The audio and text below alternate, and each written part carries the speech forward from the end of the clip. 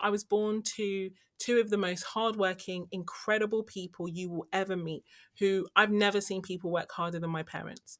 And so it frustrated the hell out of me from a very early age to see them work so hard and not to create wealth.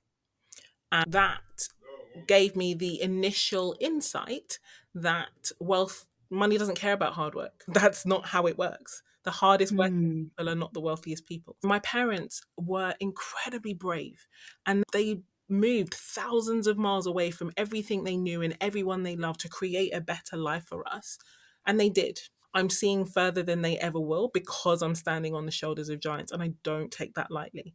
But I also grew up in an environment and in a society where it was very clear to us that we did not belong here, that this is not what beauty looks like. We got those messages loud and clear. I heard them and I would listen to, and even though I'm a member of the global majority, I'm living as an ethnic minority. And I'm Mhm. seeing how the structures are working to create the outcomes by these various groups. And in my own mind, I was like, I'm not about that life. I'm not about that. For me, difference doesn't have to mean disadvantage. And I was very clear that it wasn't going to be a disadvantage for me. I took it that I was absolutely going to create the outcomes I wanted to. And that meant that I had to learn the game. I had to learn the game of money. I had to learn how it worked. I had to learn the rules. And it was clear to me that even though my parents and those around me worked incredibly hard, they were not learning the money rules. And so they were not winning the money game.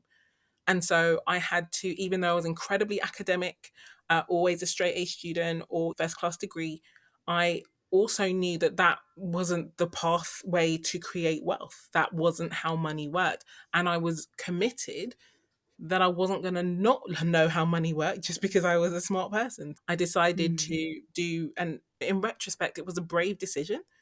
But my brave decision was to decide that I don't know anything about money. Yes, it's in our pockets and purses every day, but honestly, we don't really know how it. I didn't really know how it worked. I was committed to finding that out, and then I was given the opportunity because my mom had a breast cancer diagnosis and was fighting for her life and also fighting to try and build a business. I was then given the opportunity to figure out that the things that we are told about building a business and what have were none of the things that were actually effective. Thankfully, I didn't follow the advice that we found. My mom kicked cancer's butt and she's healthy and well with us today, and I'm grateful for that. It's really encapsulated in the idea that I did not come from a rich family, but I decided a rich family would come from me. That's non-negotiable. Like I get Mhm. but one life. I get one wild and precious life.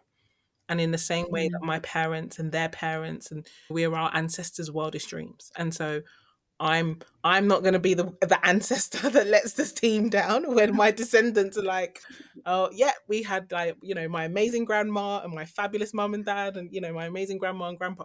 And then there was Yinka. That's not going to be.